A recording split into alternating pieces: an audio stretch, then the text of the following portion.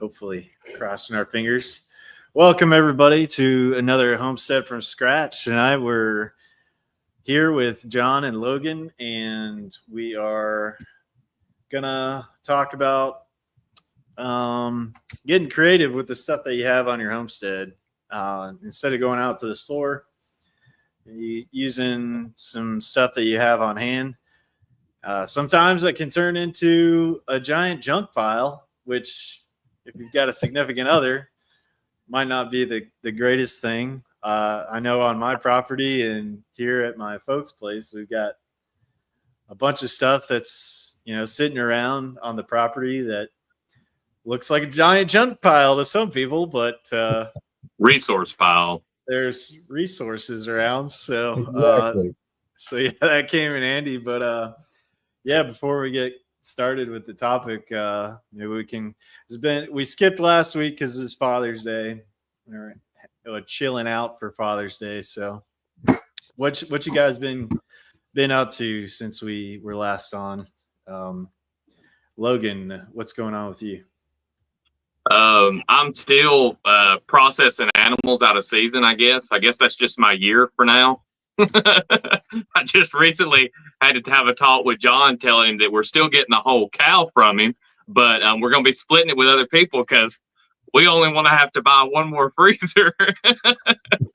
Oh wow! Which is it's a good problem to have, But yeah, we're gonna be splitting our cow. Still get a whole cow from John, but we got some other people that are interested in buying with us, and so we've got a lot of meat right now. Got some hogs. I'm sure I've mentioned that one on the previous podcast. We also got us a half a sheep, and I've got a bunch more chickens I'm gonna have to process here in just the next few weeks, which is not uncommon during the summer and fall, to be processing chickens, but hogs definitely out of season.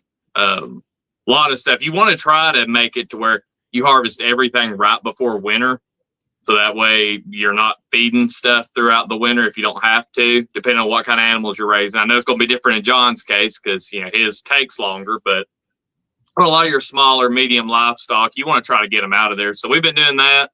Work's been going crazy just because everybody. I try to convince people like, hey, if you want to have hedges trimmed, if you want to mulch, if you want to cut down trees or tree trim, stuff like that, it's best to do it in the winter because the plants are asleep, but everybody right now, they're getting out and they're seeing that, oh, that's overgrown and that's overgrown. And so everybody wants to do it in the middle of summer, which is not only not good for the plants, but it's not good for me because I have to get out there and sweat. Hottest part of the year, yeah. Yeah, but we just been busy with that.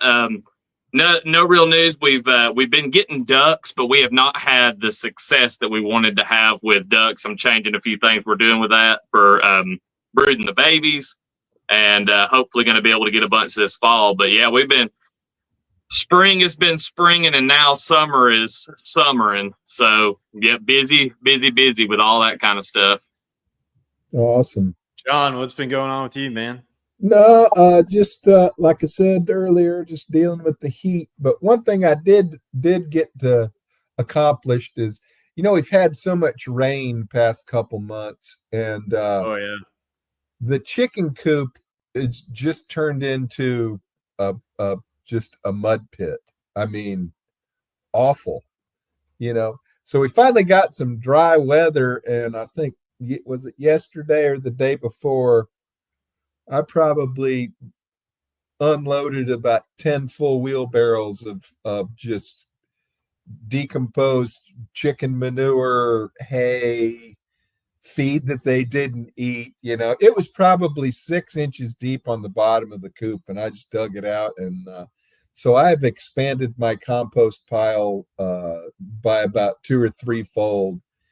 And it stinks, because it's chicken manure, and it's just it was all wet. And so I just started throwing that on the compost pile and sprinkling in the biochar, and it's going to be some good stuff come either late fall or first part of next year, because it's abundant and pungent. Mm-hmm. Yeah, it's got to mellow out before I throw it on anything. It's pretty stout. So it saves me from going out in the field and harvesting cow manure. So, Yeah. that's a good thing. But no, the rains finally stopped. And Logan, you talk about, well, people want their hedges trimmed and this and that. It's like, it's because it just stopped raining and they're actually going outside and going, damn, that grew a lot Yep. in the last month, and it's like, I didn't realize it grew that much, because I know stuff. I did harvest all my garlic and onions this week, and and that's kind of an experimental patch. And the garlic I put in the fall and plant it and then cover it with a couple inches of straw or hay or whatever I've got, heavily mulch it in there for over the winter, and it pops up in the spring and starts growing. And the onions I plant in the early spring, but I didn't mulch those. And man, the weeds and the grass grew in that. I mean, with all this rain, it's like, Mm-hmm. I went out there, it seemed like overnight, and it's like the onions disappeared. I mean, the grass and the weeds grew like 6 or 8 inches, and I'm like, daggum. So I got all the onions out. I cleaned all that out, and this is kind of it's not an experiment, but it's what people, I think, a mistake people make, because the grass is all out, the weeds are all out, and it's nice bare ground, and it's like, man, I need to get the tiller in there and till it up really good, and it's like you just got to resist that. I mean, because the thing with weeds is, when you till something up, you're just creating your own problem, right? You're just bringing all the seeds up out of the ground, and you're going to have weeds like crazy. So be prepared. If you don't have some sort of cover on it or tarp or whatever, the weeds are just going to explode once you start tilling. And that happens every year when you till. So if you only till like the first time, which is the only time I've tilled this ground, those weed seeds stay dormant in the ground. They're still there, but you don't need to be digging them up and expose them to sunlight and air, because they just explode. So, and that's the really good thing, Greg, I know you use a broad fork, and it's like, that's great to aerate the ground. And the good thing is it doesn't bring up any of those weed seeds, right? It just pokes holes in the ground and loosens it up a little bit. So yeah, it's primarily for decompacting the soil. Right. Which is all you need to do. You don't need to till it every year. I mean, there are people that do, and they swear by it, but that's just not my deal, especially in the South, where you have Bermuda grass. Because if you're going to be tilling up Bermuda grass, you just 10x your amount of Bermuda you're going to have for the next year. You're going backwards, because it breaks those rhizomes open, spreads them out all over the place, and then, man, as soon as they get a chance to grow, it's like, well, you're gonna have a putting green on you instead of a garden. It's gonna come in heavy and thick. So that's one way to get rid of that, is just slowly get rid of it, and not, you can use homemade herbicide with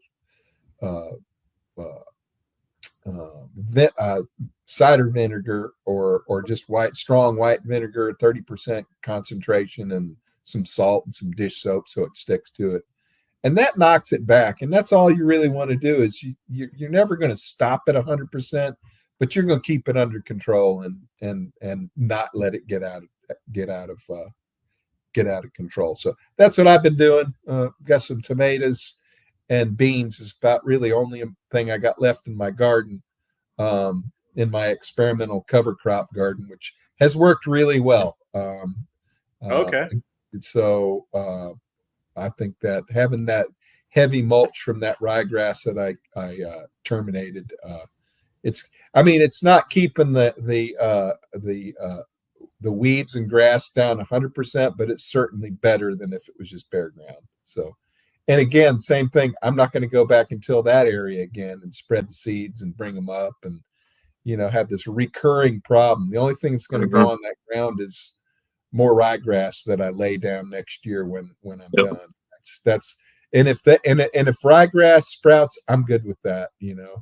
Ryegrass is not a problem in the garden, you know.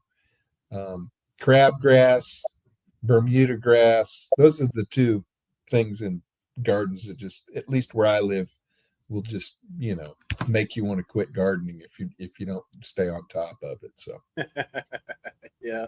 it's like, can't we just go to the store? Well, and this kind of leads into our topic, right? It's like, Yeah. why bother doing this when I could just go to the store and buy food? It's just a Well, lot easier, you know. Throw it in the microwave. You don't have to worry about even cooking it, you know. I mean, that's an extreme, right? You know, so I'll let you kind of introduce the topic, Greg, and kind of segue into that.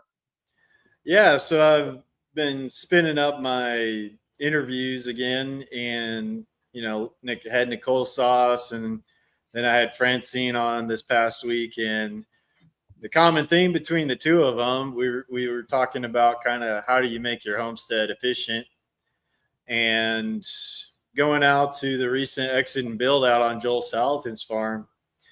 One of the things that they do is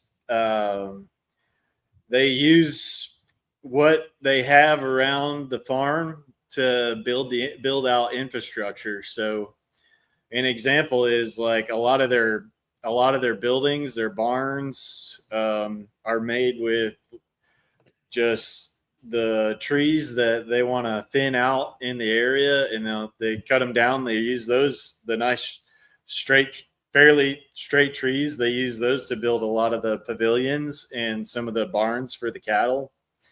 And then for all their fencing, they use like black locust trees that are grown on the property for fence post materials. So yeah, I wanted to talk a little bit today on our live about, ways that you can get creative instead of going out and buying something, because I think that might be a little bit of a hindrance for somebody that might want to start off in this lifestyle, is thinking that you gotta, and I know we've hinted on this in the past, is you got to go out and buy all this new equipment and things that you're going to need to do all your gardening and build all your infrastructure and all that. But if you can save money by being creative with what you have and maybe repurposing something, or using the resources that you have on hand, or finding something that can for free that you can repurpose and use it on your homestead, that especially when you're starting off and you're trying to build something economically, that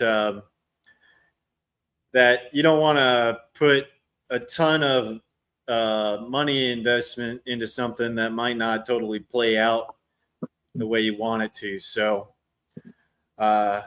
for instance, I was working on my Jeep yesterday, and my seat was all busted up, and I had to take the seat out, and found that the underlying frame of the seat had broken its welds in multiple locations. And so I had to get creative and figured out with some scrap pieces of metal and drilled some holes into the frame of the seat and bolted some stuff together. And instead of going out and buying a new seat for the Jeep, I was able to at least repair that for now until it fails on me again, which it might, but I'll probably be able to stretch it out for a little bit longer with the repairs I did. So have you guys had to get creative with some of the things that you're doing on your farm, John, and your homestead, Logan? Yeah, I mean, there's a lot of I watched I think probably the last half of you and Francine the other day. I was at the part with the kids, but went back on the way home and listened to a lot of it. And something that she brought up was she made the analogy with video games, which I really liked. Talked about like getting started in that, and something I think that people don't take into account is for some people, the homesteading is also a hobby. It's something like, hey, I get enjoyment out of this. Like this is a recreational thing for me. And if that is you, which it's not everybody, and I'd say it's probably a small portion of people that are like into that, then it's cool sometimes to have some of the gadgetry. It's cool to have stuff look really, really nice and pristine. But I think for a lot of people, it's not. It's more about, hey, I'd like to have some cleaner food, or I'd like to save some money, etc. And I remember this video that I saw just recently of a channel y'all may be familiar with. It's called Dude Dad, I think. The guy and his wife, they do all kinds of little comedy sketches and everything. And he was building a duck coop for their family ducks.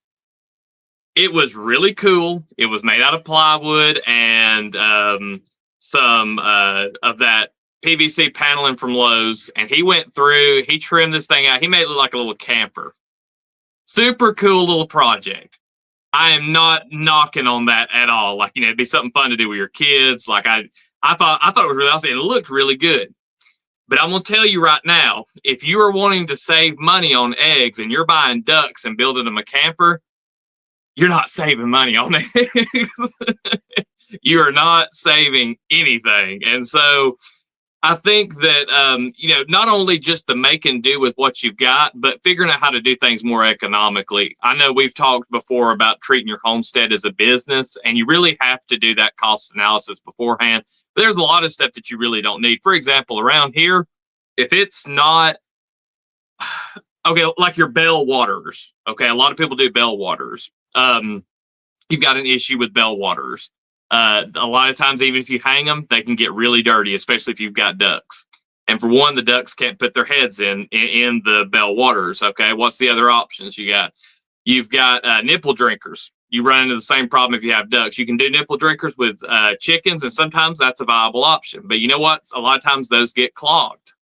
Okay, so you're picking your poison on what kind of maintenance you want to do on these systems.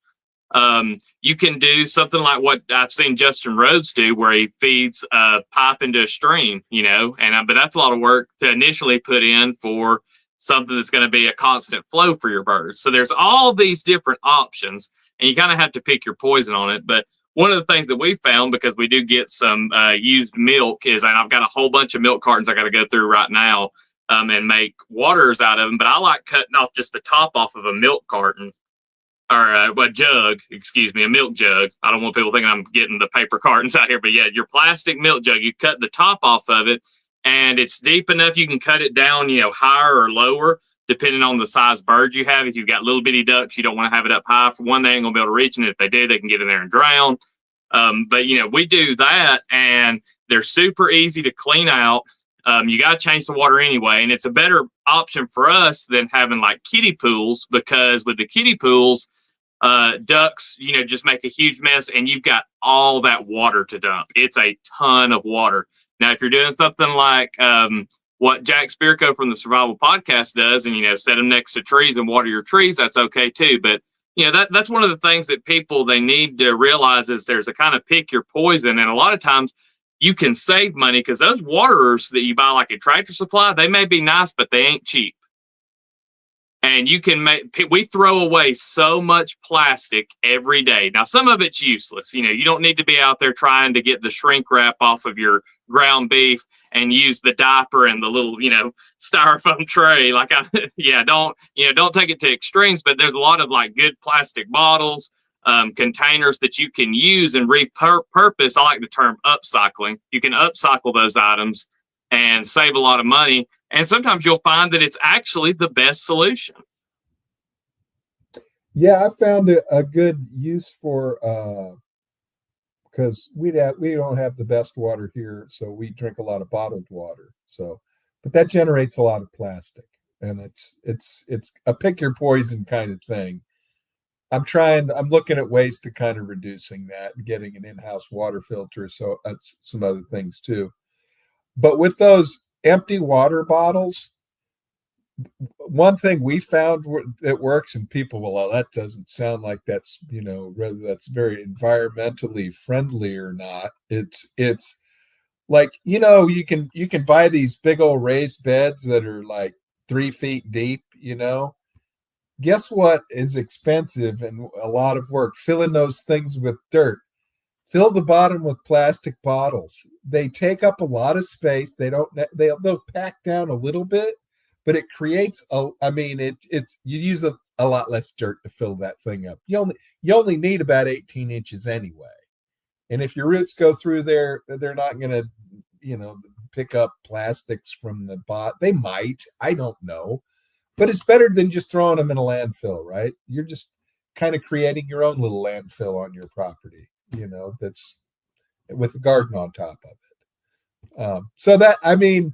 It's not the best way to get rid of plastic, but if you're generating that plastic, it's better than putting it in a landfill. I mean, it really is. Or we have these big flower pots, we have a lot of potted plants on our, but it's like, I have to take $20 worth of garden dirt, or potting soil to but we just fill the bottom with plastic bottles and throw the dirt on top of that. I mean, there's a lot of ways you can use your waste that, it might not be the perfect solution, but it's better than the alternative. So you're kind of compromising a little bit there.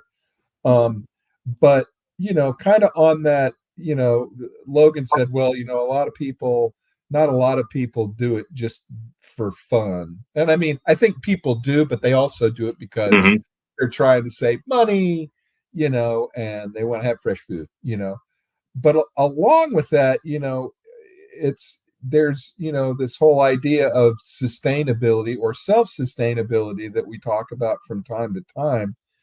But on some of these things, and we also talk about learning new skills, and because to be successful on a homestead, you have to expand your skill set.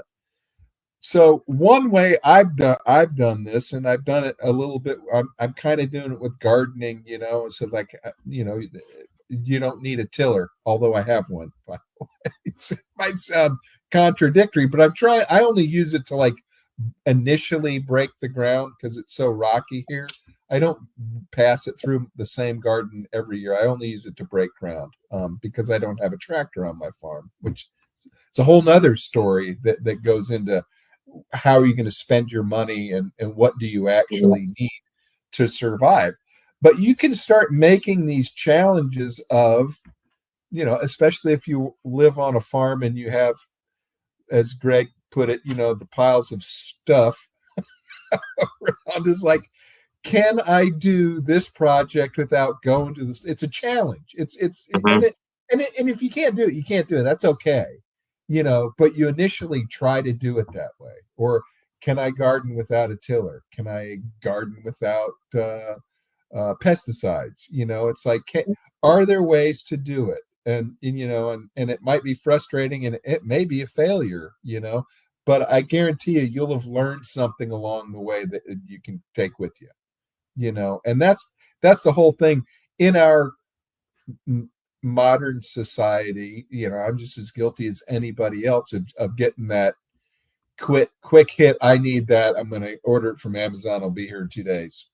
And I'm a happy man, I'm just as susceptible as any other person to that. But, we can kind of work our way away from that a little bit, maybe keep that for, when it comes to homestead stuff, try to do it with the resources you have.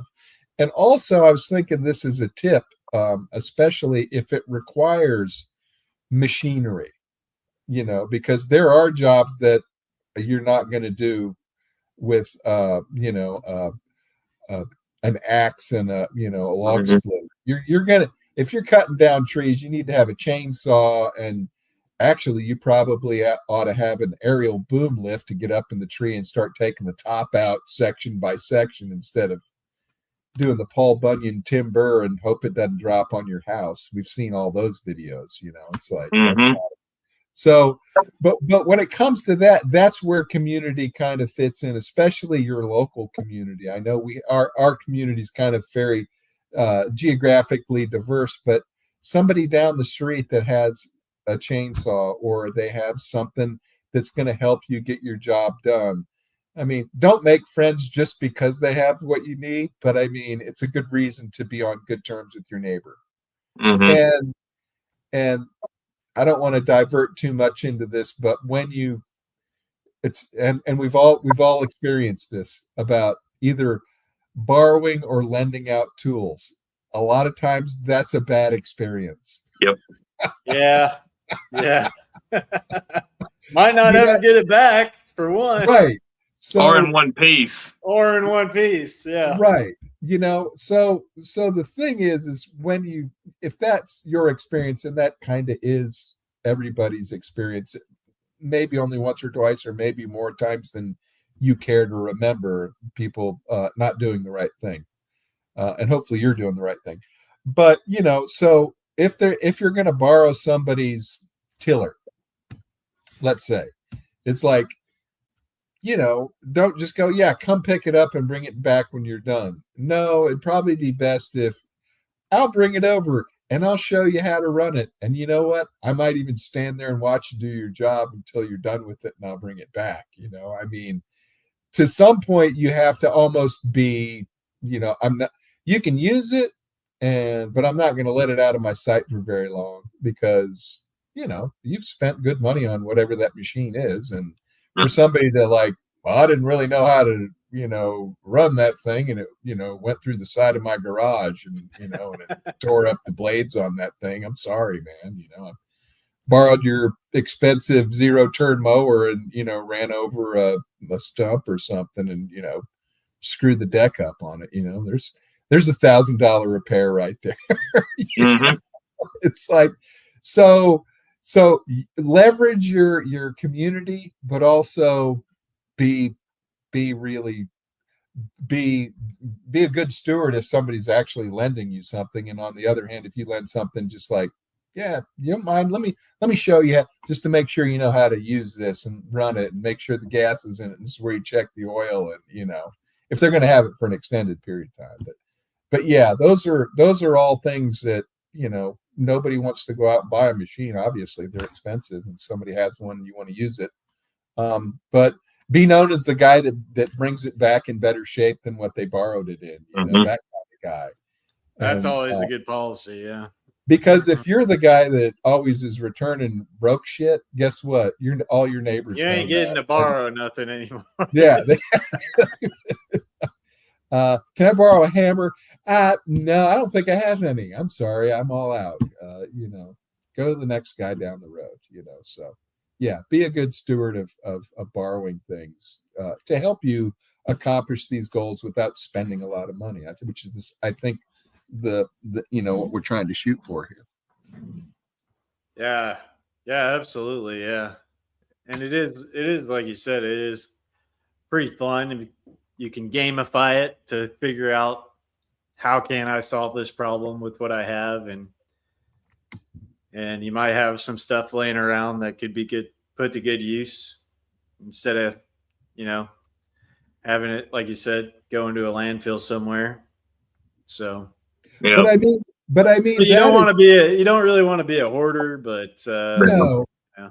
But You- that has always been a skill that farmers have had forever, because up until very recently, there wasn't a Home Depot 10 minutes away from your house to go pick up some stuff. yeah, you couldn't necessarily go down and just pick up whatever you needed. Yeah. Right. I mean, can you imagine somebody on a farm in the middle of Iowa, and they're 20 miles away by horseback or buggy, and they got to figure out how they're going to fix their stuff, because they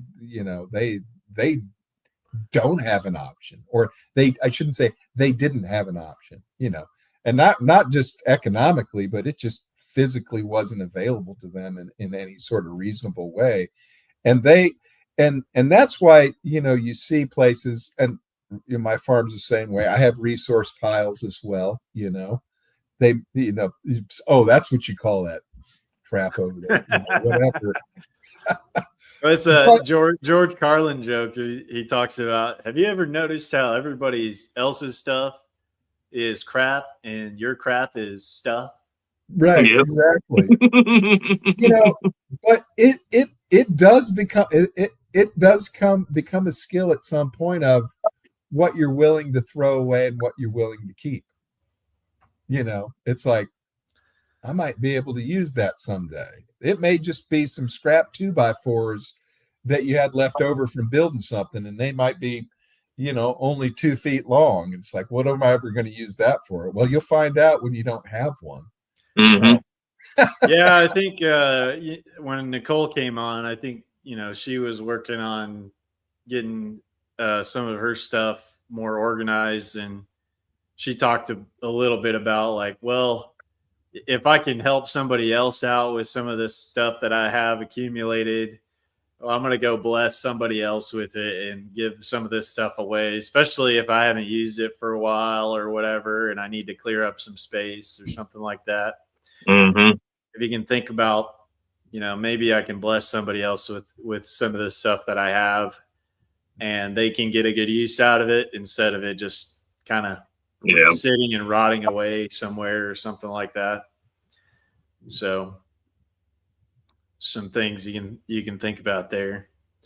But I think, like, saving pieces of metal, Mm-hmm.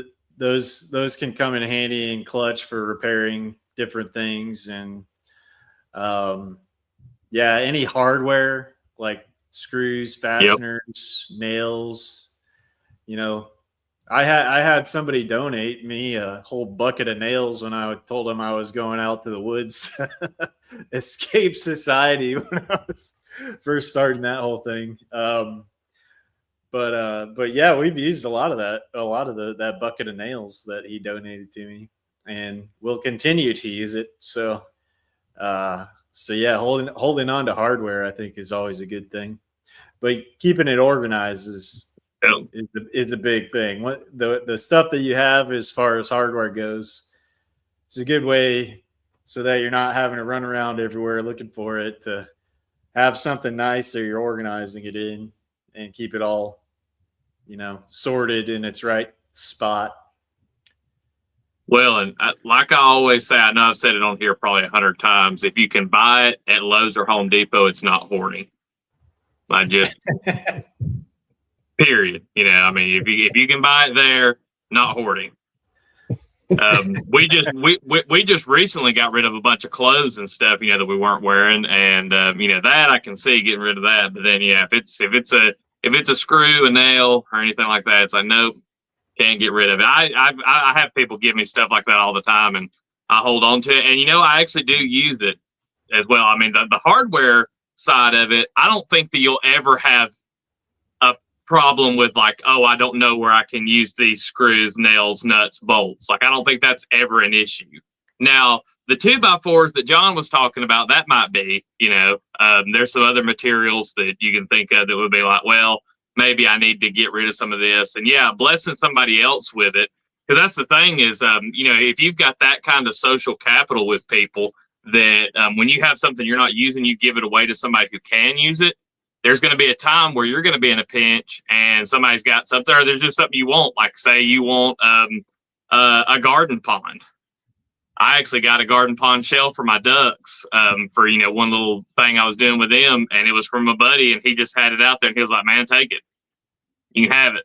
And yeah, using stuff with what working what you got's a big deal. Like, I know for me, when I was a teenager, I was really big into keeping all the different Bantam chickens, and I had some standard breeds too for egg laying, but I would always go and raid, places where they were tearing down barns, old chicken houses, whatever it may be, getting stuff like that. And one of the things was that I always had issues with finding hardware, like, gate latches and stuff. Like, you didn't find a lot of that. Now, you could get all the nails, the bent nails you wanted, but you couldn't get any latches. And so I had to really quickly learn how to make all my latches out of screws and wood, because if you don't, then you got to go and buy that stuff. And I was extremely cheap because all of my paycheck went to, gas and food pretty much, because I was growing. I like to eat all my junk food too. So I had to spend it on that. And, I didn't have money to be buying no latches. And so I'd get out there and I'd make my own latches, because I mean, that's just what you do. And something that John brought up, though, that I think is important is, and I've fallen into this before. You have, for example, you've got a certain design, like here soon we're going to be doing our pigs in a very different fashion than what we've been doing. And to do it right and to do it the right way, and with the experience that I've had, there's certain things I'm going to have to buy. Now, could I get by with stuff that I've got? Probably, but it's probably going to cause me a lot more heartache and a lot more money and time than if I were to just go and buy the freaking stuff, you know? And you have to have that happy medium of like, oh, am I going to spend, 40 hours of my time and $30, or do I go and spend $50 and 1 hour of my time? Because sometimes that's what you run into. You want to put value on your time as well, but I do at the same time agree with what Joel Salatin says. If the only thing you do in your free time is watch Netflix, then your time's not worth much. So, I mean, I get that too, but I think there is a happy medium to sometimes it is good just to go out and buy things, especially if you're going to get a return on that investment. Yeah, I think that's the key. That's a key point right there, is if it can make you money, then it's worthwhile. I mean, a long while ago, I read that book, Rich Dad, Poor Dad. And that was a big part of the book, was talking about making investments in assets and staying away from purchasing liabilities. So a liability is anything that's going to be a money drain on you. So stuff that's going to depreciate in value and you're not going to make any money with it. It's purely for like entertainment or status or something like that. And then whereas an investment is something like a business that'll generate a cash flow, real estate kind of purchases, something that's going to be an appreciating asset to you, equipment, some type of equipment for a business, something like that. So, those are all things to consider. And that's really kind of a big message in that book too, is like, the only real reason to take on debt is to take on debt for some kind of enterprise that's going to bring a cash flow, is kind of what that book was talking about. So yeah. And the more you can do by, figuring out what you have on hand and saving instead of having to buy a bunch of stuff all the time, it's only going to help you keep whatever your prices are lower for the market to, be able to provide something to other people, whether it be like an abundance that you're creating on your homestead. Because I think that is a lot of the reason that we were talking about why people get into this, is to be able to have healthy food for themselves and their families. But I guess expand, because I think this is pretty critical for the time that we're in, is like the food is probably the most important thing that we can do that's in our control. Mm-hmm.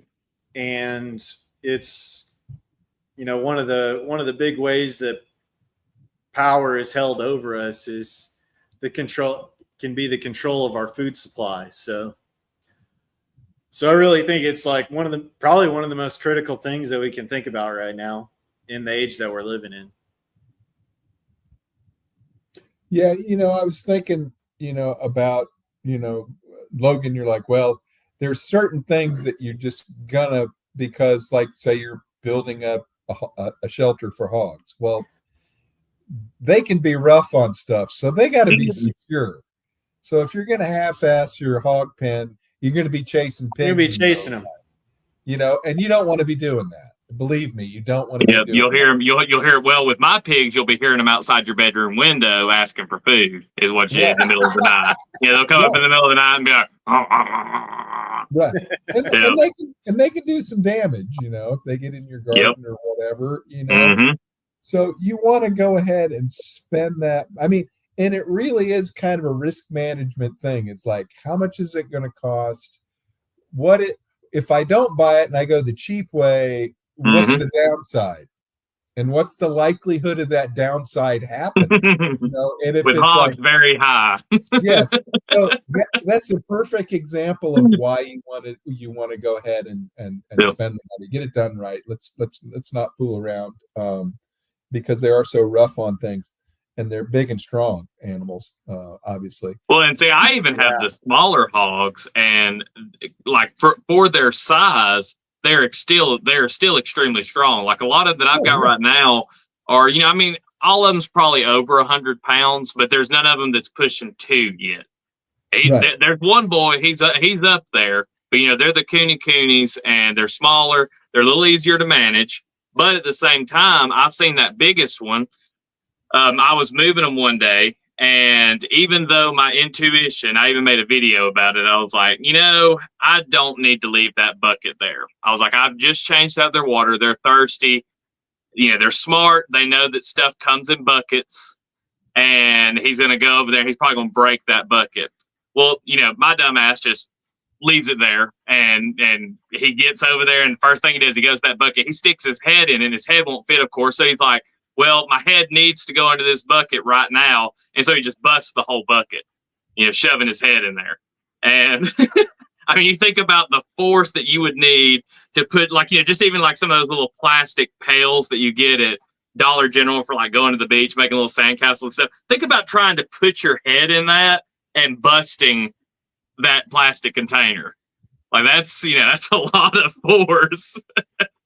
And so, yeah, with pigs, you gotta factor that in, and with a lot of other animals too. Like you don't want to create more work for yourself. So if there's something like the milk jugs work really well for us, because a lot of times too we put in aquatic plants for the ducks and other animals on top of that, and so it's like they get to get a little bit of feed and water at the same time, and all the little microbes that are living in the water.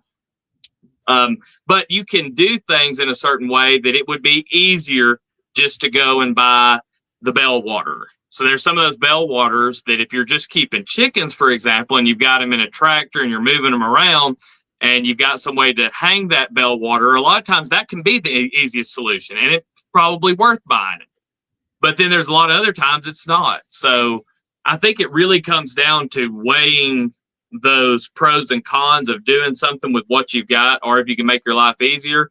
Now, I think it's very important, like we talked about, to have the skills. And like John mentioned, when you lived out in the middle of nowhere and you didn't have a Home Depot 10 minutes down the road, you needed those skills, because in times of trouble, you're going to need that to, fix up what you got in a pinch, or, to fix your Jeep seat or whatever it is. Like you're going to need to do that. Or who knows, the economy might go to crap. You might lose your job. You might not be able to afford to go get a new Jeep seat. So now that you've got it, you've got that skill, you know what you need to do.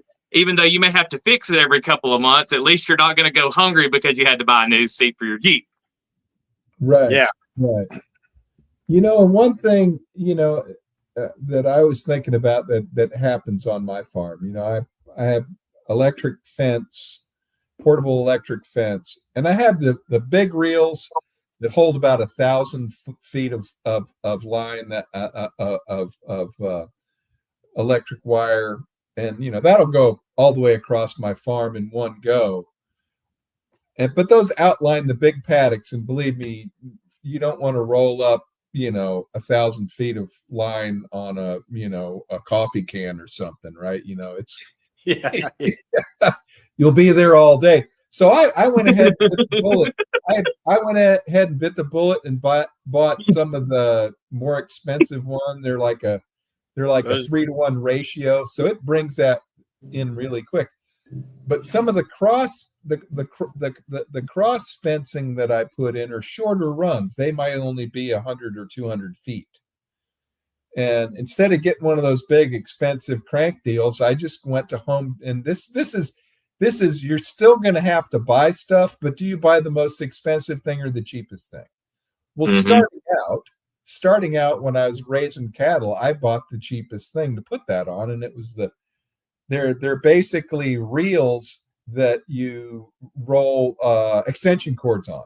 Mm-hmm. It's a little cheap reel. It's orange. You know, they're Yep. like $10 a piece, or they were. I don't know how much they are now. But and that's it's a little more efficient. You get it. It's not tangled up. It's lightweight, you know. But the only problem is after about 2 years being in the sun, they're not made out of UV plastic, and they just get brittle and they break, and you got to buy another one. Mm-hmm. And so, first couple of years, that's what I did, and I'm like, and this and this is the mind of a farmer and of anybody who has to be somewhat self-sufficient or is looking at costs. It's like, well, the problem is the plastic's breaking down. So instead of buying the more expensive reels, I bought me some orange paint, and I painted them so it would protect it from the sun, you know, and the plastic wouldn't break down. Well, that's good for about a year, and then the paint starts breaking off, you know. So I've been doing this for 5 years, and I probably got 6 or 7, and I'm ready to buy all new ones. And I'm at the point I'm going, you know what? Instead of the $10 cheap plastic reel, I'm gonna buy the $30 one, and I'll have them for 10 or 15 years. You know. Yeah. Yeah. Well, But when you're first starting out, Yeah. you just can't throw that kind of money around. Right. And Well, you just do and the not best and not you only can. that, but you know, too, a lot of younger people that are trying to leave the rat race that have not built a career. Not saying you're old, John. Not saying that at all. But you know, somebody in your stage of life that has built up a career, you also have to think of like, wait, how much do I make an hour, and how long am I spending painting these reels? You know, it's like I can't afford to pay myself. Right. Right. And but when you're young and broke, especially if you're a young couple, no kids, like you just quit your job at Starbucks and your significant other quit their job at McDonald's. Not putting anybody down for any kind of labor that contributes to society. But if you're at a lower end job, painting the reel might be the thing for you to do, or to get new ones until you can afford to make the investment, because it's one of those things you still got to eat, bills come and everything. And so, but yeah, once you can make the investment, you're absolutely right. Do the best that you absolutely can, because that of course is going to give you a return on your money. Now, $30 compared to £1,000 animal, and what that's going to bring you is, pennies. So it's obvious, no brainer. Like, yeah, I'm going to get the more expensive reel. But if you're looking at something like, building a camper for your ducks, you might want to assess that a little bit. And like I said, I'm not putting that down. Like, I thought that was super cool, super fun, especially you're going to do it with your kids. You got the money to spend. You're not going to, bowling or a movie, and like that's your recreation. More power to you. More power to you. Not trying to put that down. But yeah, you might want to really consider how much return you're going to get on these investments. Right. And another thing, and the reason why I took a budget friendly approach is, for one thing, having cows are expensive animals to buy. So all my money went into buying cows. I didn't have a whole lot left to spend on this other stuff. Plus, you know what? When you're first starting out, and this, Logan, it's like, well, I really love rabbits. But you know what? In the long run, it doesn't fit into the homestead picture, and we're going to move on from that.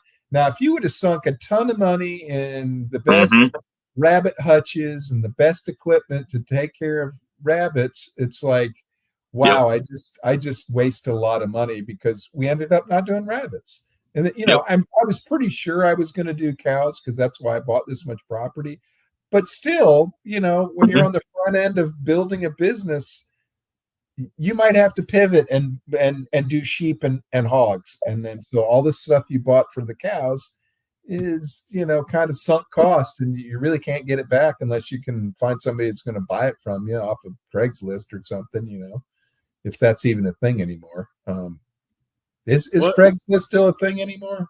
Yeah, but I think it's mostly older. Well, I'd say if anybody's on it, it's millennials and up. And probably very few of my age millennials, because I'm on the I guess the lower end of millennials. But I think it started to die out, but I still get on there and look for stuff, because there's times where people's got some deals on some animals, and if I can jump on that, I do. I'll just make one complaint about it is like the search function on there is the worst search function of any application I've ever been on. You put in, I'm looking for a kettlebell because I have a 35-pound kettlebell and I want to get a matching kettlebell. And you type kettlebell in there and you're getting tractors and you're getting, 57 Chevys and, a plow. And it's like, who built this search function? Just say there aren't any and be done with it. Do you ever use Marketplace, John? Yes. Marketplace is really the place to go. I just hated that they took it, or they made it to where you couldn't sell animals on there anymore. Oh, really? They did that, huh? Yeah. You cannot, like, if you put anything up or that it gets flagged or whatever. Now there's plenty of ways to sell animals on Facebook and get around it. But put a picture of a cartoon animal up there. Well, or like I saw one guy. This was really smart. He put a picture of his pond. He was selling large goldfish, and he said something like pond ornaments. And they're live goldfish, but they are ornaments because they're bringing beauty to the pond or whatever. And so he put pictures of that like pond ornaments, $25 or whatever. And I thought about that and I was like, oh yeah, that's a nifty. I was gonna be like, if I'm posting animals, be like, we've got pasture ornaments, with my sheep. We got some pasture ornament. You've got some forest ornaments, might be pigs, Just saying. I don't sell livestock. I sell ornaments. Oh, that's a great idea. Yeah. One of the things that came up with the interview with Francine is she talked about fermenting her feed for her animals, and I know from doing the chickens, I never fermented the feed, and they will waste a lot of that feed if you just put it out there dry, and they'll probably eat a lot more and probably not make as efficient use out of it. So. But when she talked about stretching out your feed and by fermenting it, that makes a lot of sense. Because man, I've done the fermenting, and it's you've really got to get a system going. Yeah. Because if you don't, it can be work. And but if you've got a system going, and I did it one time. I one time did the Carl Hammer style of just compost, and then I fermented grains. That's all I did, and it was unbelievable the amount of money that I saved doing that. And it's something I've got to get back on, especially really just soaking your feed. If you can do 24-hour soak, you don't even really have to ferment it. With birds, it makes a huge difference. Now, me right now with some of the meat chickens we're raising and everything, I'm making a lot of cheese for them from, expired milk. And yesterday, I just gave it to them today, but yesterday I cooked, especially as hot as it was, I was able to let it just carry over all day. It stayed hot all day long, but I did about 2 hours of a simmer on this pot with some little bit of onions. Chickens aren't supposed to have onions a lot, but you can give them a little bit cooked, something for a little bit of flavor and some salt. I put that in a pot with all of the animal trimmings from stuff that we were either going to give to the dog or, just a lot of excess fat stuff. I put that in there with a little bit of meat and everything, cooked it up. They devoured it. And people don't realize that, you get a bag of feed and it says 16% protein or 18% protein. If you're doing, like meat birds, you get the 18%. And it's like, oh, well, that's what the chickens have got to have. And it's like, well, that's 18% of that weight of, the feed that you're giving them. They can totally survive on fruits, getting bugs here and there and eating greenery if you'll give them something like, fat and meat, like, some little trimmings off of lambs or pigs that you just can't get off the bone if you're trying to turn everything into burger and, boneless cuts. There's a lot of that stuck on there. You cook that stuff off and give it to the chickens, or sometimes even give it to them raw. That pretty much covers every bit of their protein needs. Because it's about getting the sufficient amount of protein in one sitting, and you don't necessarily have to have it balanced in a perfect ratio for it to, give them the proper nutrients. Logan, I think you've talked about before as well with your soldier fly larva about roadkill even. throwing that Man, in. they're going right now. I've got them. They're at like the third instar of growth, and so I'm about to be having a whole bunch of black soldier fly larvae. And once they're going really good, have we ever talked about them on here? I think so. I think we have. did. Yeah. I can't remember if I brought any, but when I've got them going good in the coffee grounds and everything, fishing seasons here, and so they're really good to fish with. We figured that out. They like the bluegill of them. Boy, they do. And before we went over there to the pond you're talking about, we me and my brother-in-law, we'd always take them out on the lake, and he called them the confidence boosters, because if you weren't catching on anything, you could throw one of them out there and you get your confidence back on catching fish, because they'd always bite the black soldier fly larva. But yeah, that's a really great way to compost, and especially just dealing with all the guts. Because if you process your own animals, there's a lot of offal that you've got to deal with. And you've either got to compost it, you got to bury it. You can't just, you can leave it out, but, your family or your neighbors won't care for it too much. And that's my thing right now, is I'm trying to get everything set up to where I can handle a lot of that and keep it in the bins and put the coffee grounds on top of it to keep the smell, from escaping. And that's a food for the soldier fly too. So, but sorry, I'm about to turn this whole thing into black soldier fly larva part 2. I'll stop right there, save it for another day. No, when I was at Joel Salatin's farm, they had in their chicken processing area, they had where all the blood and all the like excess, some of the excess that goes into like kind of a pit, I guess, some of the feathers and stuff, and it's basically like kind of a composting pit where the chicken processing area is. So, and then I think they come back and like kind of harvest some of that stuff after a while. But yeah, any way that you can like set that up so that a lot of that doesn't go to waste, and you can use it for something else in your farm, especially composting, makes a lot of sense. All right, guys. Well, we're coming up on an hour here. We want to go around the horn and just let everybody know where people can find you and follow you with everything that you guys got going on. Yeah, I'll go ahead and kick it off.